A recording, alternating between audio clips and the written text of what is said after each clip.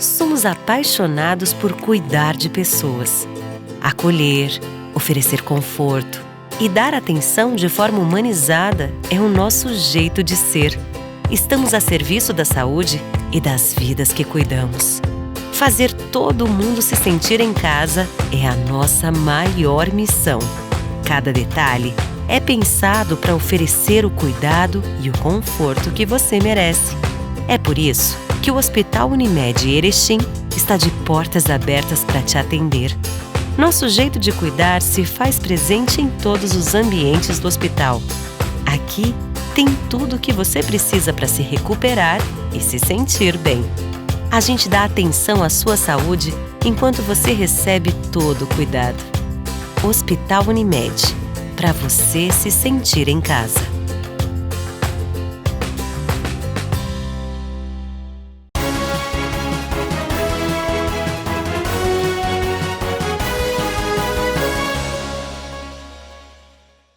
Olá, estamos chegando para mais uma edição do Jornal da TV Erechim. E hoje você confere as notícias que foram destaque durante esta semana. A Essência Humana, aula inaugural do curso de Medicina, trouxe a Erechim o Dr. JJ Camargo. E o vereador Wallace Soares propôs ao município a criação do IPTU Verde. Delegado Gustavo Secom é o novo responsável pela 11ª Delegacia Regional de Erechim. O curso de Medicina da Unicampus Erechim teve a oportunidade de ouvir o renomado Dr. JJ Camargo na aula inaugural. A palestra abordou a essência humana, o amor à vida e a arte na medicina, na cura e paixão pelo ser humano.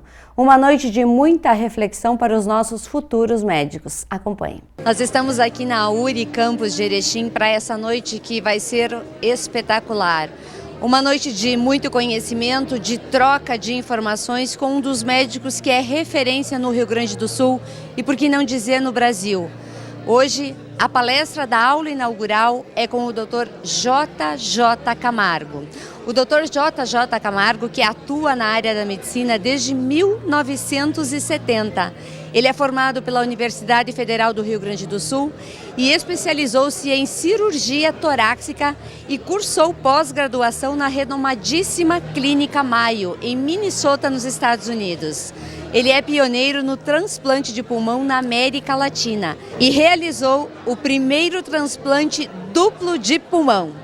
Daqui a pouco ele vai subir nesse palco para conversar com todos esses acadêmicos aí que estão chegando na universidade para uma vida acadêmica, uma vida dentro da área da medicina, da área da saúde. Mas antes da chegada do Dr. JJ Camargo, nós vamos conversar com o coordenador do curso, o Dr. Sérgio Bigolin, que vai nos falar sobre a importância dessa noite para todos os acadêmicos e para a Unicampus Erechim. E hoje com uma referência em medicina, um médico que não é só um médico, ele é um ser humano, digamos, fora da curva. A aula inaugural, claro que nós tivemos um período distantes um pouquinho em decorrência da nossa pandemia. Então hoje ela será para nossas 3 turmas que não tiveram, 2020, 2021 e 2022. E nada melhor do que trazer o Dr. Camargo para fazer esta palestra conosco. Uma palestra que eu tenho certeza que ela vai enriquecer muito naquilo que nós desejamos ao final dos 6 anos de nossos alunos, em que eles tenham realmente uma visão muito geral da medicina. E não a visão apenas técnica, mas a visão humana da relação médico-paciente, do que é ser médico realmente, no nosso parecer. Eu acho que o professor Camargo vai trazer isso aí de uma forma muito brilhante para eles, com certeza. Nós temos aqui em Erechim já várias turmas do curso de medicina em andamento. Temos alunos diferenciados aqui que se percebe a vocação desde o primeiro dia de aula? Eu gosto de enxergar todos eles com essa vocação. Eu enxergo eles todos com essa vocação de ser o verdadeiro médico que nós gostaríamos que eles fossem. Mas lógico que tem aquela pessoa que tem isto nato, que ele já é assim da natureza. Aquela pessoa humana, aquela pessoa que já, durante as aulas, é aquela pessoa que ajuda, aquela pessoa que acolhe. Isso muitas vezes é próprio da pessoa, vem de casa, vem de nascença. Mas nós trabalhamos para moldar todos eles que tenham esta visão da medicina. Hoje nós temos aqui em Erechim um dos melhores laboratórios de medicina. Isso oportuniza para o aluno sair daqui com muito preparo, bastante consciente das atividades que vai realizar, muitas vezes em hospitais que não têm tanta estrutura? Eu acho que assim, a gente trabalhou durante anos para montar uma estrutura para formar nossos acadêmicos.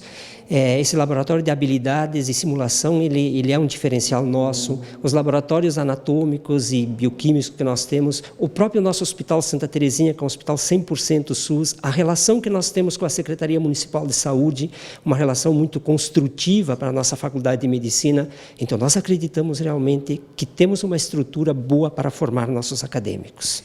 Parabéns, doutor, por esse trabalho que vocês têm feito com tantos jovens, que a gente possa realmente ter médicos mais holísticos, que vejam o paciente como um ser humano, e que o curso de medicina ele continue aqui em Erechim por muitos e muitos anos, formando muitos jovens. Obrigado, com certeza essa é a nossa missão. A URI, juntamente com todos que colaboraram, trazer para essa aula inaugural para o curso de medicina o Dr. Camargo, com toda a sua sabedoria, com a sua experiência, né, com a sua inteligência, para passar isso tudo numa noite memorável, como com certeza vai ser essa aqui, é de extrema importância. Os nossos acadêmicos, os nossos médicos que vão estar aqui junto com a gente, enfim, a comunidade toda acadêmica e a comunidade de Erechim recebem um presente que eu considero maravilhoso, né, porque tenho certeza que vai ser grande, gratificante, muito inteligente essa conversa que vamos ter aí com o Dr. Camargo. A evolução na medicina, ela é muito grande, não é? Novas tecnologias, a inovação que vem chegando aí quase que nos atropela. Mas o estudo continuado, o aprendizado, a dedicação daquela pessoa que quer ser médica é imprescindível. São uma educação, continuamente temos que estudar, continuamente temos que estar aprendendo para conseguir levar, né, para a população toda que precisa esse conhecimento. Então, muitas coisas mudaram, as inovações estão chegando, os aspectos tecnológicos estão chegando, mas aquele conhecimento do médico, a proximidade do médico, essa relação do médico com o seu paciente, isso não muda, isso ganha cada vez mais importância, mesmo em tempos que estamos vivendo hoje. Temos um grupo médico na cidade de Erechim e um grupo médico especificamente na universidade que está trabalhando no desenvolvimento do ensino desses nossos estudantes, muito bem qualificado. Erechim é um polo de saúde, com certeza, no norte do estado. Estamos cada vez melhorando mais e a dedicação de todas essas pessoas, a faculdade de medicina, né, e a presença desses estudantes que realmente eles impõem de uma maneira muito forte a necessidade de que a gente esteja preparado, que a gente traga esses conhecimentos novos, que a gente também estude muito, para mim é de extrema importância. Mas a cidade, Erechim, é um polo. Erechim, com certeza, tem condições de oferecer as melhores condições de tratamento de saúde da nossa população. E para falar para esses acadêmicos que estão iniciando a sua vida na área da saúde, nós recebemos em Erechim, aqui na URI, o Dr. J.J. Camargo. Ele que é uma referência e é pioneiro em transplante de pulmão. Doutor, bem-vindo a Erechim, bem-vindo à nossa URI, nossa universidade, inclusive, que está de aniversário, no próximo dia 19. Que maravilha. Eu estou muito contente de estar aqui. Eu tenho feito da minha vida muito de ensinar, né? E, principalmente, depois que eu percebi, há muitos anos atrás, a diferença que existe entre formar e informar. Porque as informações pululam na literatura, na internet, né? Mas há uma preocupação permanente de que médico nós estamos formando, que tipo de pessoa vai ser levada de encontro aos que adoeceram, porque a relação médico-paciente é a relação não amorosa mais densa que existe entre duas pessoas, que eram completamente desconhecidos até que um adoeceu. E isso gera uma relação extremamente empática, quando exercida com gosto pelo que se faz, né? E com alguns pré-requisitos assim inegociáveis. O mais importante deles é gostar de gente, Quando o médico gosta de gente, ele acha um jeito de se relacionar espontâneo, né? E ele correspondido nessa relação por quem está sempre dependendo de afeto por estar doente, né? Quando nós conhecemos uma pessoa doente, nós temos uma diferença muito grande em relação a um relacionamento social convencional. Porque o paciente doente, ele está com todos os sensores ligados, ele está extremamente fragilizado, qualquer gesto de afeto corresponde a uma declaração de amor, né? Porque ele tem essa carência afetiva por estar com medo. O medo autentica as pessoas. Quem convive com pessoas assustadas, ele nunca vai ter falastrão, que quer impressionar ninguém. Doente de verdade tem tempo, energia para fazer parecer que ele é diferente do que ele é. E o médico tem esse privilégio de poder conhecer pessoas profundamente depois de poucos dias de convívio, simplesmente pelo fato de que elas foram autenticadas pela experiência sofrida que estão vivendo. Então, isso para mim é uma maneira muito boa de gastar a vida, né?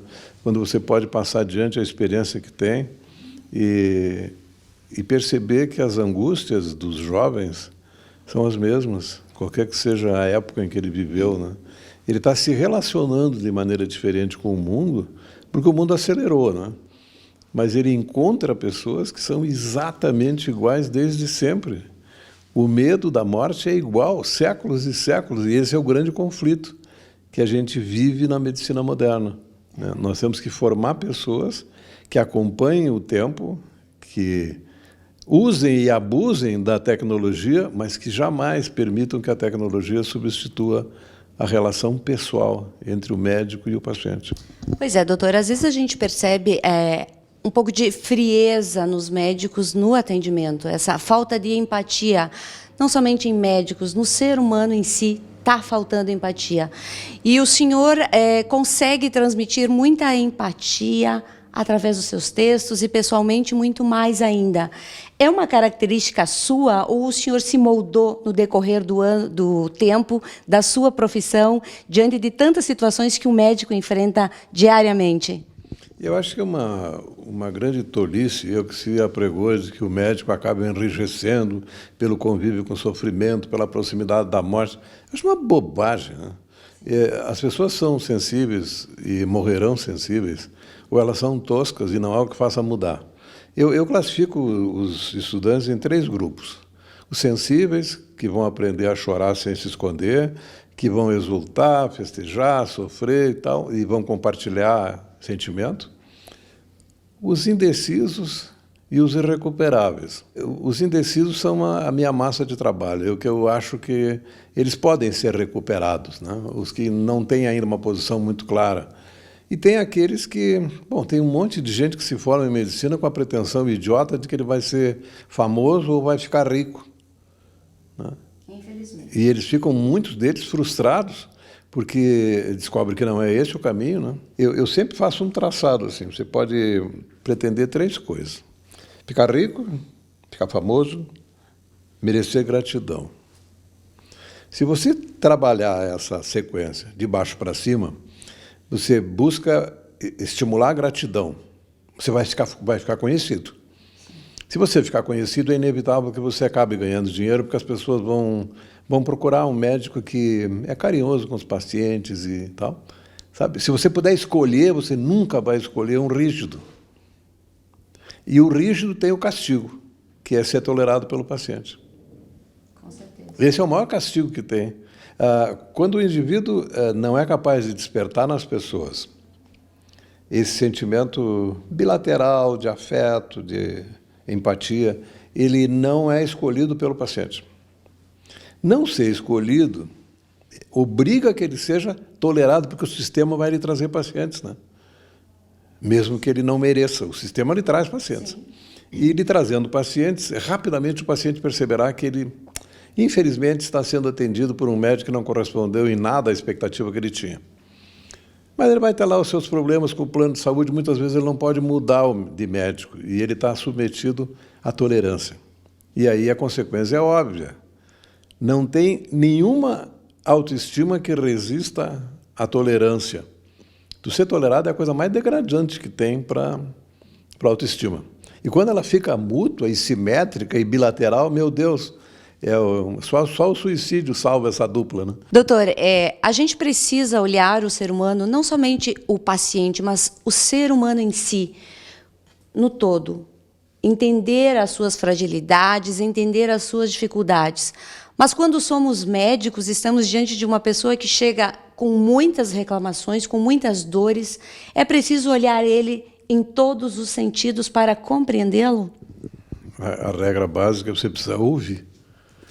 Ouvir é a questão mais importante do exercício inicial de uma relação, de qualquer relação, mas a relação médica é absolutamente fundamental. Uma das coisas mais depoentes contra essa exigência é a pressa. Quando você estabelece, ou o sistema estabelece que você tem que atender 6 pacientes por hora, você está impondo um tempo impossível. E aí você entende por que alguns desses pacientes vão precisar de 3 ou 4 consultas para que finalmente o médico fique sabendo qual é o problema dele, né? E esse atropelo, isso quebra qualquer possibilidade de proximidade afetiva. Quando se pesquisou isso em universidades americanas, se demonstrou que em torno de 15 segundos é o tempo entre o início do relato do paciente e a primeira interrupção do médico. Ele não dá chance de dizer coisa nenhuma, né?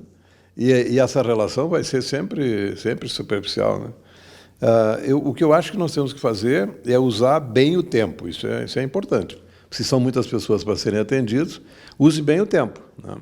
Mas estabeleça uma relação afetiva básica. Por exemplo,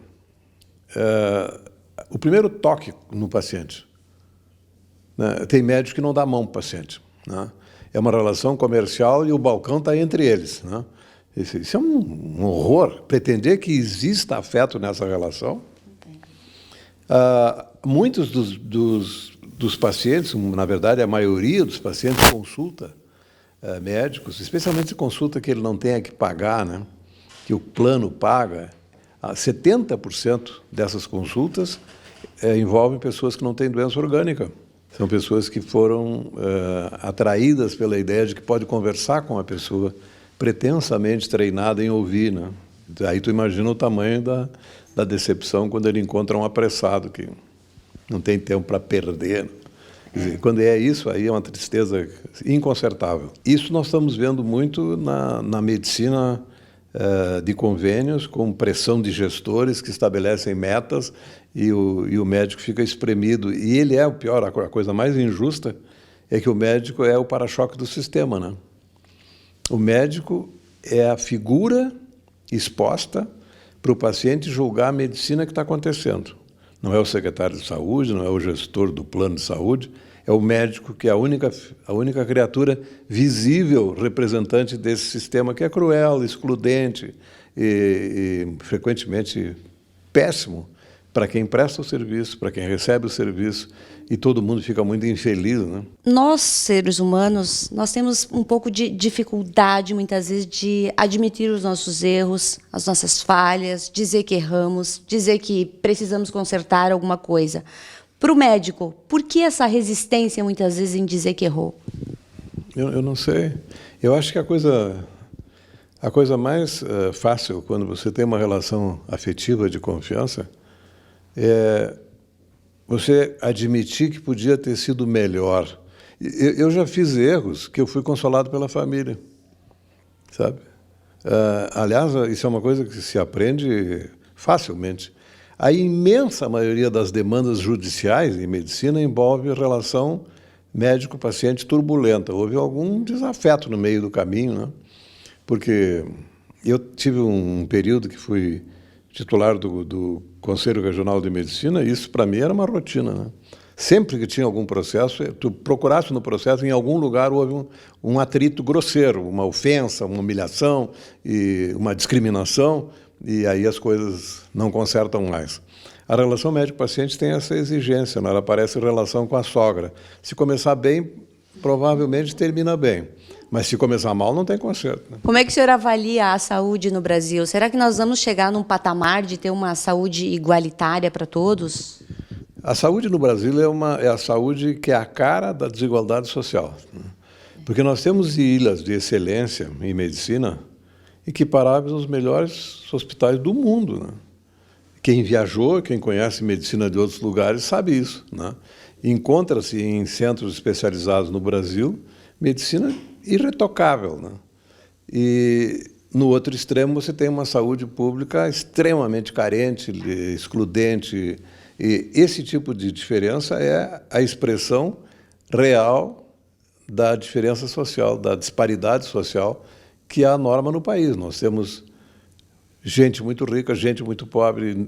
O que está faltando no Brasil mesmo é classe média, né? Os extremos é que estão muito distantes, e a medicina é uma imposição disso. Quer dizer, quem pode pagar acaba tendo o acesso ao melhor hospital. E uma coisa que é muito típica disso é assim, o quanto as famílias ricas contribuem para a construção dos melhores hospitais, porque eles querem ter a sensação de que melhor do que isso, impossível, né? Então, se você quiser dizer, olha, eu gostaria de saber onde é que se pode fazer a melhor cirurgia plástica do Brasil, e você vai descobrir que ela é uma das melhores do mundo, né? Ou cirurgia cardíaca, ou cirurgia pulmonar, ou transplante.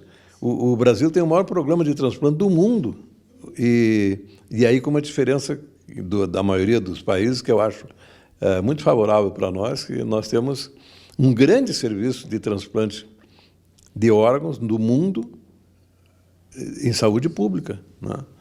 95% dos transplantes de órgãos do Brasil são pagos pelo SUS, né? O que é um absurdo com o SUS, porque mais de 40% das pessoas têm plano de saúde.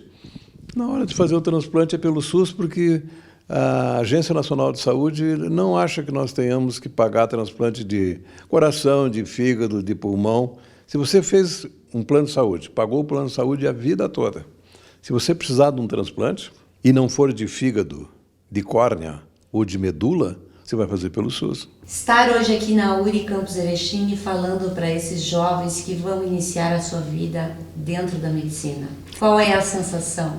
É a mesma sensação que se repete sempre que a gente vai encontrar jovens, né? E isso me encanta muito, e eu espero que no final eles achem que valeu a pena. E isso vai me deixar feliz. Qual é o sentimento mais sublime que um médico pode ter? Eu tenho uma regra que pode parecer pretensiosa se a pessoa não entender o sentido. Mas eu acho que ser feliz como médico, eu vou dizer isso na sessão, é você dar a uma pessoa que te procure necessitando de ajuda uma alegria que ela não teria se você não existisse. Obrigada por estar aqui. Obrigada pelas suas palavras. Obrigada por gostar e demonstrar esse amor pelas pessoas que o senhor demonstra em cada palavra. Muito obrigado. Foi um prazer muito grande, e tomara que essa vinda aqui traga uma alegria a esses meninos que estão começando a vida. A preservação ambiental tem sido tema de debates em vários setores, que vão desde escolas até empresas que pensam na importância da preservação ambiental. Com este olhar voltado aos impactos ambientais, o vereador Wallace Soares apresentou em sessão legislativa um projeto que propõe a criação do IPTU Verde, onde o contribuinte ganha descontos ao adotar ações de preservação e menos impacto ambiental. E hoje nós recebemos aqui na TV Erechim o vereador Wallace Soares, que colocou à disposição da Câmara de Vereadores para apreciação e também da Prefeitura Municipal um projeto que vem de encontro às necessidades do cuidado ambiental. Bem-vindo, Wallace. Bom dia, Sandra, todos os telespectadores aqui da TV Erechim. Sempre um prazer estar aqui passando, para a nossa população o nosso mandato, as coisas que a gente vem fazendo dentro da Câmara de Vereadores, e todo o trabalho nosso pela população de Erechim. Então é sempre bom estar aqui conversando nesse espaço onde é que as pessoas podem ver um pouquinho mais do nosso mandato. Esse IPTU Verde, o que ele oferece para a população e de que forma você pensou em colocar ele à disposição para a apreciação dos vereadores? Então, na verdade, não existe uma faculdade para ser político, já dizia muitos teóricos ali. O que existe são conhecimento, uma troca de experiências, E eu lembro lá quando eu era aluno da URI, ali no Direito da URI, que a gente teve uma palestra com o Gabriel Azevedo, que era um palestrante lá de Belo Horizonte, que se tornou vereador. Em Belo Horizonte eu acompanho ele desde lá da minha faculdade e ele implementou lá em Belo Horizonte um programa de incentivo ambiental, né, que na verdade concede descontos progressivos na tarifa do IPTU para as pessoas que adotarem boas práticas ambientais. Isso eu achei extremamente interessante. Lá na época da minha campanha ainda, eu já tinha colocado nos materiais e conversado com as pessoas e que uma das minhas metas era propor isso aqui em Erechim, né? Então a gente passou esse um ano inicial aí do mandato estudando a legislação de Erechim, vendo como é que era a questão tributária da nossa cidade e conversando dentro dos grupos ali dentro da prefeitura para ver o que a gente poderia fazer. Então a gente elaborou um esboço, né, uma minuta de algo que poderia ser apresentado para a prefeitura municipal e a gente acabou agora nessa sessão de segunda-feira apresentando um projeto de sugestão ao prefeito municipal. Já tivemos conversas anteriores desde os grupos temáticos lá do CODER, né, que é do Conselho de Desenvolvimento de Erechim, principalmente no grupo temático de planejamento urbano, ao qual a gente discutiu essa questão do IPTU verde, né, eu estava presente, foi inclusive algo que foi repassado para o prefeito municipal através do CODER. E agora nós também estamos fazendo isso via Câmara de Vereadores através desse projeto de sugestão, que é algo extremamente importante, né? E vem nessa onda, digamos assim, da questão mais ambiental na nossa cidade. Ele propõe preservação ambiental. Explique um pouquinho melhor para as pessoas também entenderem os benefícios que a população vai ter. E o meio ambiente, é óbvio, que é o mais afetado nos últimos anos. Então, Sandra, muitas pessoas, né, hoje elas buscam essa questão ambiental por consciência própria. A pessoa, ela quer fazer o bem para o meio ambiente, acaba plantando árvores, acaba tendo um quintal mais verde, além daquilo que é permitido além daquilo que é o mínimo exigido pela legislação, também acaba por colocar painéis solares, captação da água da chuva. A questão do painel solar também muito, não só pela questão da consciência, mas também pela questão da economicidade, né? E aí a gente vê que o poder público ele poderia ser um indutor e um facilitador para as pessoas poder fazer algumas boas práticas ambientais em sua residência, em seu imóvel, até mesmo que as empreiteiras possam fazer isso nos seus novos condomínios, até as próprias empresas, né? Então, o que a gente propõe é de que haja um desconto progressivo no valor do IPTU para as pessoas que elas tenham boas práticas ambientais. Esse desconto que foi proposto pelo nosso gabinete vai de 5% até 10%, né, de desconto no IPTU para boas práticas ambientais. E nisso que são boas práticas ambientais, ela tem que estar descrito no próprio projeto, né? Aqui a gente descreveu algumas questões como a captação da água da chuva, como a instalação de painéis solares, como uma melhor permeabilidade do solo, até mesmo a questão do telhado verde, até mesmo essa situação de mais árvores, de mais questões verdes, né, de vegetação, além daquilo que é o mínimo exigido por lei, e tudo isso conta pontos, né? E nisso chega a uma determinada quantia de pontos, tem 5%, passa para outra quantia de pontos, tem 7%, e o máximo, né, de pontos, que são 10% de desconto do IPTU. Então, para a pessoa poder conseguir isso, a pessoa teria que fazer um protocolo na prefeitura, solicitando uma visita, né, de um fiscal da prefeitura para conferir que existe lá a placa solar, que existe a captação da água da chuva, e nisso o engenheiro iria atestar, o fiscal da prefeitura iria atestar isso e já iria para a Secretaria da Fazenda para conceder esse desconto de 10%. Então, na verdade, é uma compensação financeira, digamos assim, para quem adotar boas práticas ambientais. Todos nós sabemos que é importante a questão do meio ambiente, né? A gente está numa cidade que existe um problema, uma escassez de água, por exemplo, e a gente tem que fazer essa situação de reaproveitar a água da chuva, também essa melhor eficiência energética. Então, tudo isso somado em diversas residências, a gente consegue ter um resultado lá na frente muito bom, né? Então, na verdade, já está previsto, né, na Constituição Federal que cabe aos municípios adotar medidas ambientais, né? Então a gente se baseia nisso muito da questão da Constituição Federal para a gente conseguir implementar isso em Erechim. É claro que precisa agora uma conversa também com o Poder Executivo para ver de que forma eles vão avaliar isso, se é interessante, se não é. Eu acredito que já é interessante, visto que em recente reunião do prefeito, junto com a imprensa, junto com algumas associações do município, ele colocou que estaria disposto a estudar e também a implementar um projeto desse tipo aqui em Erechim. Então o que a gente está fazendo é ajudando, arregaçando as mangas, indo em busca de uma solução, até porque as pessoas que fazem bem ao meio ambiente, a gente acredita que merecem sim ser compensadas por isso. Pois é, vereador, e de que forma a prefeitura vai visitar todas essas famílias, visto que Erechim é uma cidade grande, uma população grande, e a mão de obra muitas vezes na prefeitura também é escassa. Isso não vai gerar um transtorno até de pessoas reclamando de que não foram visitadas para ter esse desconto? Então, de início pode ser que sim. De início pode ser que sim, porque a gente está falando de que é muita gente abrindo processo administrativo e caindo lá nos fiscais. Beleza. Passado esse período inicial, aí possivelmente será em novos empreendimentos, que já vão ter que ser aprovados dentro da prefeitura. Então, já lá no parecer técnico da Secretaria de Obras, já vai estar no script deles fazer essa visita também. Então, depois não seria um problema. Seria um problema apenas de início, né? De conseguir atender toda a demanda necessária. Mas também não é algo ainda que, como a questão do painel solar, por exemplo, né? Não é algo ainda que todas as pessoas em Erechim têm. É um determinado número, né, de pessoas que têm. É um investimento alto, né, que tem um retorno a médio e longo prazo, né? Não é um retorno a curto prazo. Né? Se a pessoa vai atrás de ver essa situação da energia solar, sabe que às vezes demora 4, 5, 6 anos para ter o retorno, né? Mas após esse retorno, após ter esse valor compensado, é só lucro dali para frente. Né? Além de estar fazendo uma boa prática ambiental, também está tendo esse benefício através do desconto no IPTU que vai ter e também com a questão da eficiência energética que a placa solar permite. Então eu acredito que não é nenhum problema, vai ser uma situação de uma demora inicial até conseguir atender as pessoas que já possuem isso e depois, é claro, com os novos empreendimentos fica tudo mais fácil.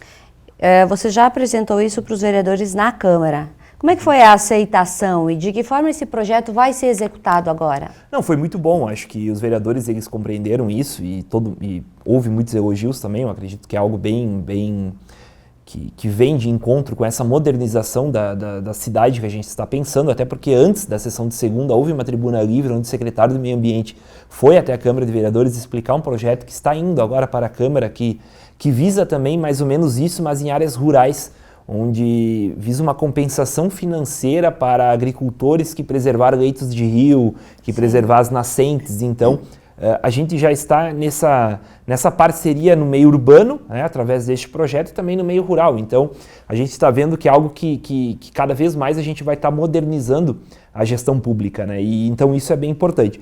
Com a relação ao prefeito, né, o prefeito, como eu já disse anteriormente, já explanou várias vezes o interesse nessa questão do IPTU verde, no interesse da modernização da máquina pública. Eu acho que falta agora a gente analisar a questão mais técnica, né, de conversar com os técnicos aí da prefeitura, para com que a gente consiga, então, implementar isso. Eu acredito que ainda esse ano a gente poderia implementar e fazer todo o processo legislativo, a questão da legislação, a questão dos decretos que precisa, para talvez já começar a ser implantado ano que vem. Eu acho que é algo que é possível sim. Eu acho que as pessoas também têm que entender, talvez, que no início haja uma certa demora, talvez, né, para conseguir fazer todas as análises, mas após é algo que a gente vai beneficiar toda a população, com certeza. Provavelmente esse desconto comece a chegar para o contribuinte em 2024, 2025, é o que se planeja? É o que se projeta. A princípio, sim, né? Se for colocado em prática a partir de 2023, então é a partir do IPTU de 2024. Então, mas é uma série de ações que a gente consegue fazer para modernização, né? Como a gente bem falou da máquina pública. Isso é algo que a gente comentou desde lá do início, né? Eu sempre comento, né, que se justifica alguém entrar na política se acredita em algo, né? E eu acreditava nessa questão da modernização da máquina pública, da questão, muitas vezes, do atendimento via aplicativo, que é algo que eu já propus lá na Câmara de Vereadores. Eu acho que tem que ser feito logo aqui em Erechim, não há mais por que fazer processo físico de papel, ir até a Secretaria de Obras para solicitar uma troca de lâmpada. Tem muito bem como fazer por aplicativo.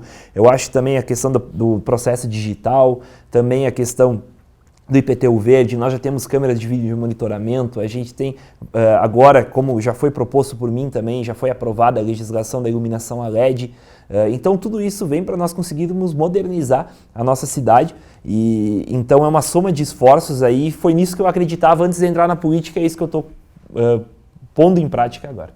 Muito obrigada, vereador, por essa explicação, e espero que em breve a população possa ter esse benefício do IPTU verde.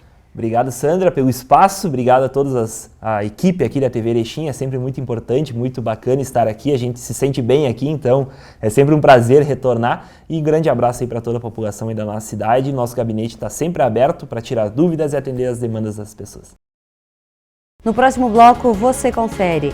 Delegado Gustavo Secom é o novo responsável pela 11ª Delegacia Regional de Erechim.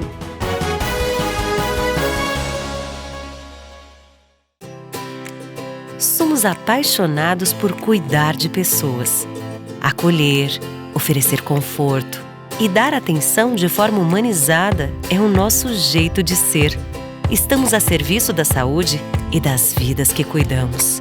Fazer todo mundo se sentir em casa é a nossa maior missão. Cada detalhe é pensado para oferecer o cuidado e o conforto que você merece. É por isso que o Hospital Unimed Erechim está de portas abertas para te atender. Nosso jeito de cuidar se faz presente em todos os ambientes do hospital.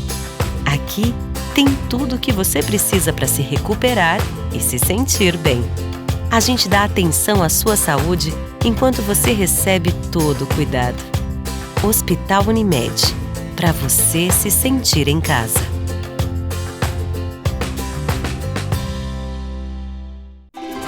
mastersupermercados.com.br. A melhor maneira de comprar sem sair de casa. Variedade e qualidade Master que você já conhece, com a segurança que precisa em todas as etapas da sua compra. Compre e receba no mesmo dia, é só agendar a entrega. Acesse o site www.mastersupermercados.com.br. Fácil comprar, seguro de receber. E se o melhor para você também for melhor para todos? Existe alternativa. Escolhendo o Sicredi, você une as suas necessidades financeiras com o desenvolvimento da sociedade, porque reinvestimos os recursos na sua região.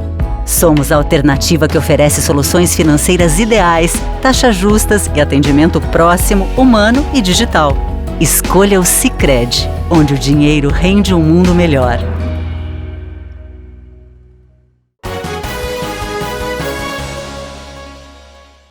À frente da 11ª Delegacia Regional de Erechim, o delegado Gustavo Secom assumiu este novo desafio com a missão de unir as atividades administrativas com a sua habilidade operacional. O delegado tem longa vida dentro da polícia e já atuou também no DEFREC, DRACO e principalmente em casos de grande repercussão e prisões de quadrilhas especializadas em roubos e também drogas. Conheça agora um pouco mais do perfil do nosso delegado. E hoje nós recebemos aqui na TV Erechim o delegado Gustavo Secom, que acaba de assumir a 11ª Delegacia aqui do interior. Ele vai contar um pouquinho para nós sobre a sua trajetória dentro dos órgãos de segurança aqui do nosso município e também da nossa região. Bem-vindo, Gustavo, à TV Erechim pela primeira vez aqui no estúdio. Boa noite, eu agradeço o convite, Sandra. É realmente a primeira vez que eu compareço aqui.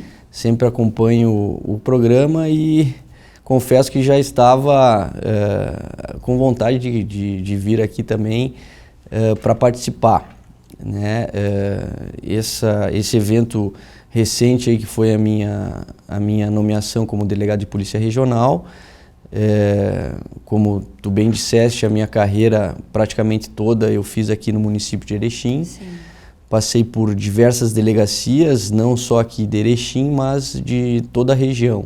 Então, com isso eu ganhei experiência e especialmente conhecimento com relação ao que precisa ser feito aqui na nossa região. E é esse trabalho que agora, à frente da Delegacia de Polícia Regional, eu vou procurar desenvolver. Pois é, Gustavo, embora nós aqui em Erechim a gente sente segurança ao sair pelas ruas, ao trafegar durante a noite, mas ainda existe muita criminalidade que muitas vezes é oculta, a gente não fica sabendo, mas que acontece. De que forma a polícia está se estruturando a partir deste momento que tu assume a 11ª Delegacia para coibir algumas ações, principalmente durante a noite e madrugada? Bom, é verdade, Erechim, se nós considerarmos aí o nosso país, o nosso estado, é uma cidade segura, né? As pessoas conseguem sair na rua tranquilamente com os seus bens, né? Consegue falar no celular, né? Tem cidades que a pessoa não pode nem puxar o celular, que corre um sério risco de perdê-lo, né? Então aqui na nossa cidade, se nós compararmos com cidades similares, com o mesmo número de habitantes, as mesmas características econômicas, nós vamos perceber que Erechim é uma cidade segura. Né? Claro que nós queremos sempre o mais, nós queremos sempre melhorar. E é por isso que a polícia trabalha, né, incansavelmente, né? Não é só aquele serviço que aparece, que as pessoas veem, como tu bem falaste, né? Ela também trabalha em silêncio e trabalha de modo a evitar que outros crimes aconteçam. Só que, claro, isso aí não vai gerar uma notícia, isso aí não vai... A população muitas vezes nem vai ficar sabendo que isso aconteceu. Mas a polícia está trabalhando. E como é que nós queremos trabalhar? Nós queremos trabalhar com inteligência. Inteligência significa nós termos assim, ações mais pontuais, né? E diria assim, até mesmo cirúrgicas, para evitar a ocorrência de crimes ou para retirar de circulação aquelas pessoas que nós consideramos perigosas e que podem trazer uma insegurança muito grande aqui para a nossa população. Tu começaste a tua carreira no DEFREC, se eu não me engano e não estou equivocada. E a gente sempre ouviu, desde o início da tua profissão, que o delegado Gustavo é um delegado que resolve. Qual a estratégia para resolver desde o primeiro instante que você entrou na polícia? Eu, quando entrei na polícia, eu já entrei com essa ideia, né? Eu sempre via, né, as coisas acontecer e o meu desejo era justamente esse, era ter a possibilidade de poder fazer algo para melhorar, de alguma maneira, a vida das pessoas. Eu vi na polícia essa oportunidade. Eu comecei aqui em Erechim na Delegacia de Polícia de Pronto Atendimento, que é o plantão, né, para o pessoal que não conhece, é o local onde são feitos os registros de ocorrências policiais. Ali eu já comecei a desenvolver um trabalho com infrações penais de menor potencial, que são aquelas infrações penais, aqueles crimes menos graves. Então, trabalhei muito na questão da repressão do jogo do bicho, da questão dos caça-níqueis.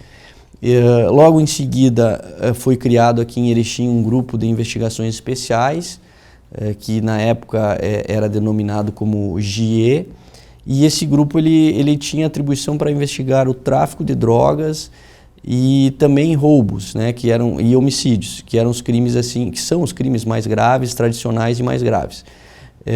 Ali já evoluiu, né, essa questão, e aí virou aquele grupo.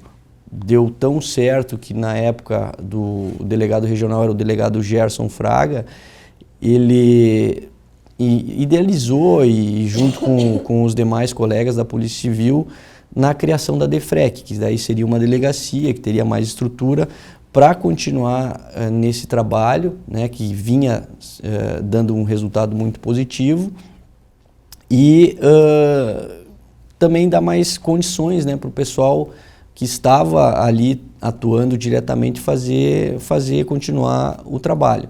Então foi criada a DEFREC, eu continuei ali como titular da DEFREC, fiquei anos ali, né, na DEFREC, na linha de frente aqui do combate à criminalidade de Erechim e região, E agora, mais recentemente, as DEFREX de todo o estado se transformaram em DRACO, sim, que é uma delegacia que tem assim como principal objetivo atacar as organizações criminosas. As organizações criminosas, como eu acredito que todos aí podem ver, que acompanham os noticiários, elas se expandiram e cresceram muito nos últimos anos, né? São as facções, né? Para quem não conhece assim, o termo mais técnico, né? Que é a organização criminosa. Elas se expandiram por todo o estado, por todo o Brasil, né? Elas vêm crescendo, então a resposta da polícia foi a criação de delegacias especializadas no combate a esse tipo de organização criminosa que vem causando aí sérios problemas para a segurança pública. Pois é, Gustavo, durante a tua passagem pela DRACO, você esteve envolvido na solução de casos de grande repercussão. Por exemplo, um que comoveu o país todo, que foi o sequestro da médica Tamires. Você esteve à frente, você manteve contato com todos os órgãos, você passou as informações para a imprensa que eram necessárias e se privou de algumas para não atrapalhar as investigações. Como é que foi estar diante de um caso tão complexo e que de repente não se tinha muita informação? Era como uma agulha no palheiro. Esse realmente foi um caso bastante complexo e que demandou um esforço enorme da Polícia Civil. Claro que não foi um trabalho só meu, foi um trabalho de uma equipe. Conjunto, né? Um trabalho de uma equipe e além da Polícia Civil aqui da cidade de Erechim, nós também tivemos um suporte muito grande, um apoio muito grande do DEIC de Porto Alegre, da delegacia que é especializada em investigar sequestros aqui no estado, com o delegado João Paulo, que é ainda uma pessoa que tem uma experiência muito grande nesse tipo de ação. Ele, antes de ser delegado aqui no Rio Grande do Sul, trabalhava na Delegacia Anti-Sequestro de São Paulo, então ele já vem com essa expertise aí aqui para o nosso estado, mas foi um caso bastante difícil, é um caso que a gente se debruçou e trabalhou desde do momento em que a vítima foi arrebatada até o momento que ela foi libertada, né? Então foram dias aí de angústia, não só para a família, mas também até para nós, policiais, que estávamos acompanhando, fazendo as diligências, fazendo o trabalho técnico de investigação. Como eu falei, ele é muito complexo, envolve não só as pessoas e a polícia, mas também a imprensa. Nós não podemos passar muitas informações para a imprensa também tem que se conscientizar que não dá para divulgar também muitas coisas, né, porque isso acaba atrapalhando a investigação. Até teve uma ocasião ali que acabou vazando que a polícia estava chegando e aí o sequestrador, ele achando que realmente a polícia estava próxima, porque ele ficou um tempo aqui numa cidade aqui nas proximidades de Erechim, ele saiu dessa cidade e foi para outra cidade lá no Paraná. Então muitos detalhes assim que acabam fazendo a diferença no resultado final. E para ver como é importante, né? Então, assim, esse pequeno detalhe acabou deixando a vítima em poder mais tempo do sequestrador. Mas é assim, né? Eu acho que faz parte, o trabalho vai sendo feito, nós vamos aprimorando com cada caso, né? Dependendo da situação.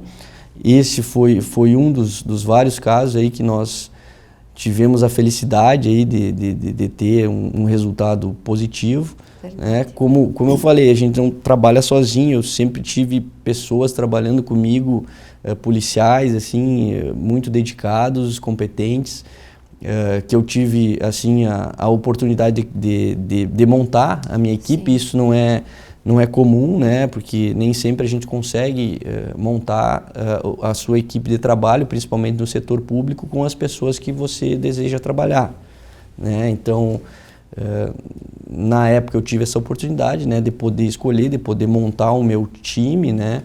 E isso com certeza reflete aí nos resultados que foram obtidos.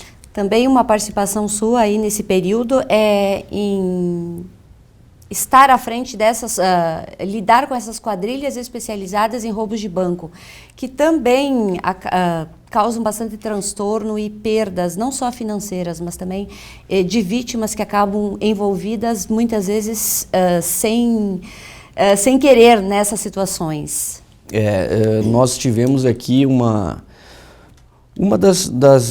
dos objetivos e dos motivos que foram criadas as DRACOS era justamente para combater os roubos que vinham acontecendo, esses roubos a bancos aí, dessa modalidade que o pessoal chama de novo cangaço, que os criminosos cercam a cidade, chegam fortemente armados, chegam dando tiros, né, agindo assim com bastante violência, né, colocando em risco toda uma comunidade, pessoas inocentes que estão passando ali, que podem ser atingidas por um disparo de arma de fogo. Tivemos uma situação, por exemplo, ali em Quatro Irmãos, que eles chegaram na agência já efetuando disparos para o interior da agência. Se tivesse alguma pessoa, né, que estivesse próxima ali, ela seria atingida, não iria nem perceber, nem saber o que estava acontecendo. Então são bandidos, né, muito violentos. E quando nós instalamos a DRACO aqui em Erechim, nós começamos a fazer um trabalho de inteligência, de acompanhamento a esses criminosos aí, violentos, e conseguimos, no decorrer dos anos, aí, prender praticamente todos os integrantes desses grupos, né? Claro que demorou um pouco, porque assim como a polícia trabalha para identificar esses bandidos, os bandidos trabalham para não serem identificados. Verdade. Então, não é tão simples, e isso leva um tempo, é um processo, né? Não é da noite para o dia que nós vamos conseguir identificar todos eles. Mas com o passar dos anos e com esse trabalho que foi feito ininterruptamente, nós conseguimos aí identificar esses indivíduos, nós conseguimos prender um dos integrantes desses grupos aí, que era considerado um dos mais procurados do estado, né, que é um sujeito que é daqui de Erechim, que ele, além de assaltar os bancos, depois ele aliciava novos criminosos, entendeu? Então, se ele ficasse na rua, certamente ele ia formar novamente outro grupo e outra vez ele ia atacar essas agências bancárias de pequenas cidades do interior e ia causar todo esse pânico que nós vemos aí. E graças a essas prisões, nós aqui na nossa região já faz mais de anos aí que a gente não tem esse tipo de ocorrência, né? E é essa forma aí que eu me referi anteriormente, trabalhar com inteligência, retirando de circulação aqueles criminosos que são realmente perigosos, para que a população em geral tenha uma melhor segurança. Pois é, e hoje, quando a gente fala em trabalhar com inteligência, se percebe que a polícia em si, ela tem muitas condições de inteligência, muitos contatos que muitas vezes coíbem, principalmente a distribuição de drogas nas cidades. Em Erechim, ainda nós temos bastante apreensões acontecendo. Essa inteligência está sendo usada estrategicamente justamente por saber que essas drogas estão vindo para a região? Sim, nós além dessa questão da inteligência, nós temos uma grande parceria com outros órgãos de segurança. Nós temos parceria com a Polícia Rodoviária Federal, nós temos parceria com a Brigada Militar, e todas essas parcerias elas têm o mesmo objetivo, que é retirar drogas, né, de circulação e prender traficantes. Nos últimos anos nós temos feito uma integração muito maior com a Brigada Militar, e isso tem proporcionado resultados positivos, principalmente na questão da apreensão de drogas, na prisão desses traficantes. Nós sabemos que cada vez que se retira uma quantidade expressiva de drogas nas ruas é um baque para a organização criminosa que controla o tráfico de drogas. Porque o valor dessa droga é muito alto e querendo ou não, isso acaba impactando, né, nas ações deles, né? Eles dependem daquilo ali para conseguir tocar os outros negócios escusos que eles têm. Se no momento que a polícia começa a retirar bens, retirar dinheiro do grupo, isso acaba impactando e eles acabam, assim, muitas vezes não tendo outras alternativas, né? Eles acabam sendo sufocados. É essa também a ideia que nós vamos tentar implementar aqui na 11ª Região Policial. Recolhimento de armas que muitas vezes nem a polícia tem, mas essas quadrilhas especializadas têm. Também está tendo apreensões ou já teve aí nos últimos tempos? Nós tivemos algumas apreensões também, algumas operações que fizemos no decorrer aí desses anos, realmente armas assim que são armas de guerra, né? São calibres assim que nem a polícia tem, calibres restritos que são usados somente numa guerra. É um problema sério essa questão do armamento, né? Nós temos um país que ele tem uma fronteira terrestre enorme, né? É muito difícil de conseguir se monitorar toda a fronteira. Sim. Então, as armas, de uma forma ou outra, elas vão acabar chegando nas mãos dos criminosos e a polícia justamente tem que estar atuando, né, com inteligência para saber onde é que andam essas armas, como é que elas chegam, como é que vamos fazer para evitar que cheguem mais armas.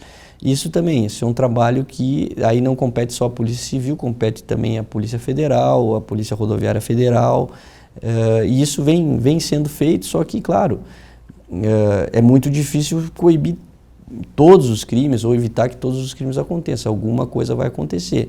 Nos últimos anos, com a prisão desses grupos aí que estavam assaltando agências bancárias, nós conseguimos aí, pelo menos aqui na região, dar uma segurada nesse tipo de situação.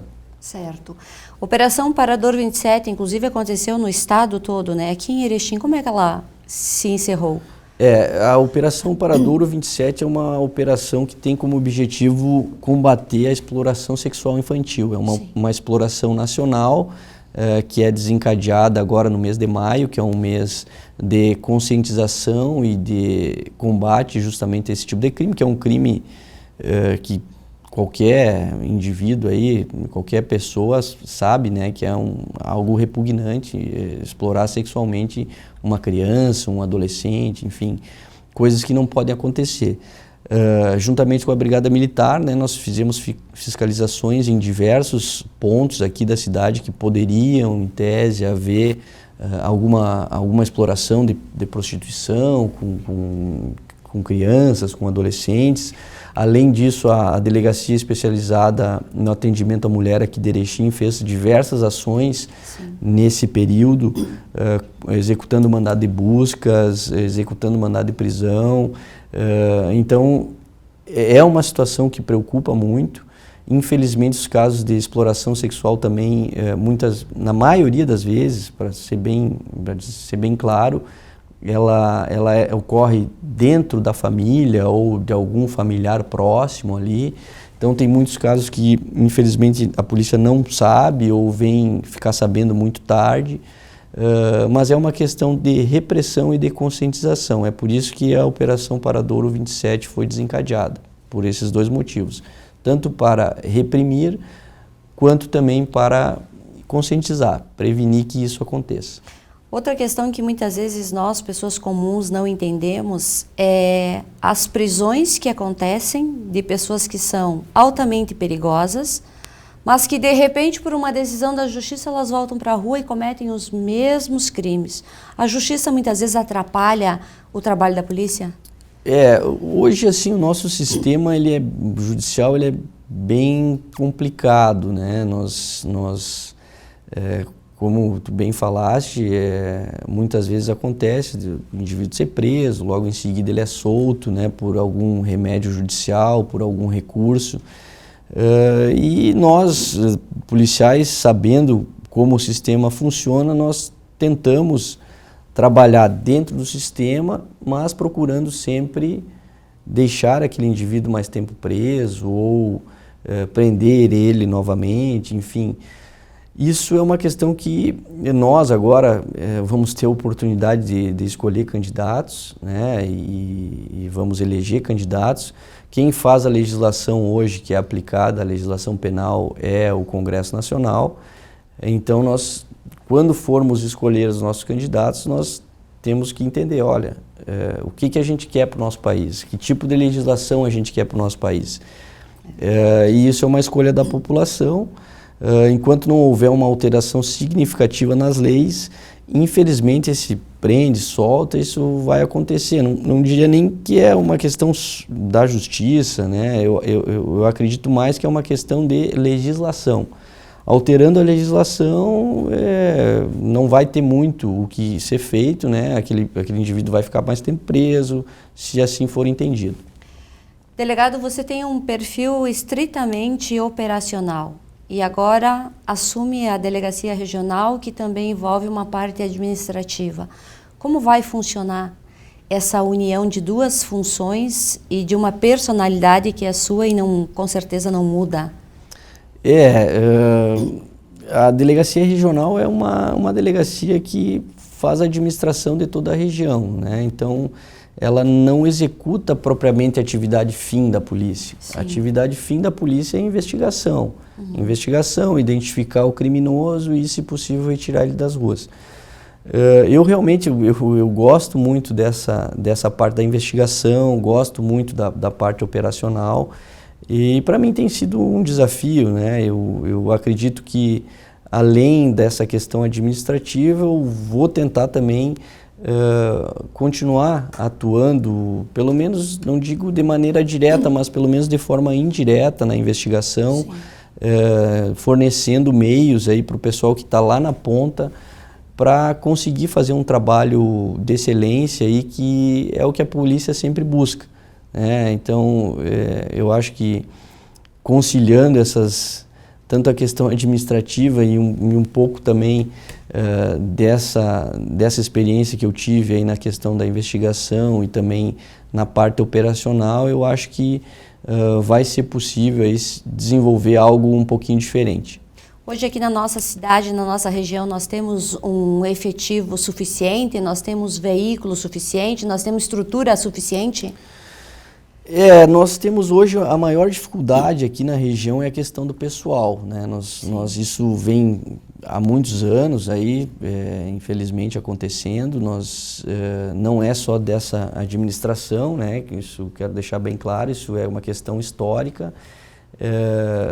Está saindo mais concursos aqui da Polícia Civil, e isso é importante porque assim a gente consegue repor as pessoas que estão saindo, porque muitas pessoas se aposentaram. A polícia ficou muito tempo sem fazer concurso público e isso acabou se represando. Então agora que o problema está aparecendo, né? Porque daí o pessoal começou a ter tempo para se aposentar e vai se aposentando e ao mesmo tempo as vagas não são repostas. Mas com esses concursos que estão saindo agora, a situação vem sendo amenizada. Né? Essa é a nossa principal dificuldade. A questão material, nós temos aqui uma característica na região que é a parceria com entidades públicas, a parceria com entidades privadas. Nós temos muitos empresários que auxiliam a polícia, nós temos prefeituras que auxiliam a polícia, poder legislativo de cidades que auxiliam, e isso tem proporcionado, pelo menos assim, a questão material da polícia, nós temos conseguido, com essa união de forças aí, Poder Judiciário, Ministério Público, sociedade civil organizada, entidades públicas como Prefeitura, nós temos conseguido aí recursos para, pelo menos assim, questões materiais, né, dar um suporte aí para o pessoal conseguir fazer um trabalho, né? É complicado muitas vezes não ter uma viatura para atender uma ocorrência mas isso aqui na região a gente tem essa característica e a gente precisa, né, da população do nosso lado, da sociedade civil do nosso lado, para que o trabalho seja realizado de uma maneira mais produtiva. Delegado, eu quero te agradecer por estar aqui, também te parabenizar por essa nova função, esse novo desafio aí na tua carreira. E em nome de toda a população, eu acho que o que nós mais queremos é segurança, em qualquer horário do dia ou da noite. E esperamos que o trabalho a partir de agora, um trabalho que já vem sendo feito há muito tempo, que continue nos dando essa segurança para circular pela cidade. Nossa cidade é uma cidade bonita, gostosa de caminhar, principalmente à noite, mas a gente precisa se sentir seguro para sair nela. Obrigada. Obrigado pelo convite e é isso que nós vamos buscar, Sandra. Vamos tentar deixar Erechim ainda mais segura. Se você quiser rever algumas de nossas pautas, você pode nos seguir nas redes sociais. Agradecemos sua companhia, desejamos um ótimo final de semana e nos encontramos na segunda-feira, às 20 horas.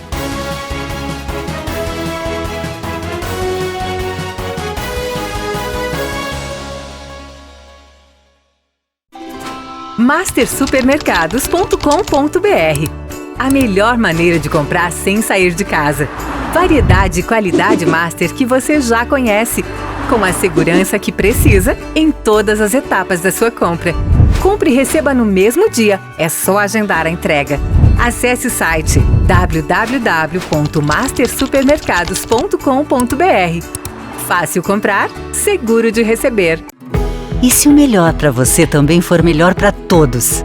Existe alternativa. Escolhendo o Sicredi, você une as suas necessidades financeiras com o desenvolvimento da sociedade, porque reinvestimos os recursos na sua região. Somos a alternativa que oferece soluções financeiras ideais, taxas justas e atendimento próximo, humano e digital. Escolha o Sicredi, onde o dinheiro rende um mundo melhor.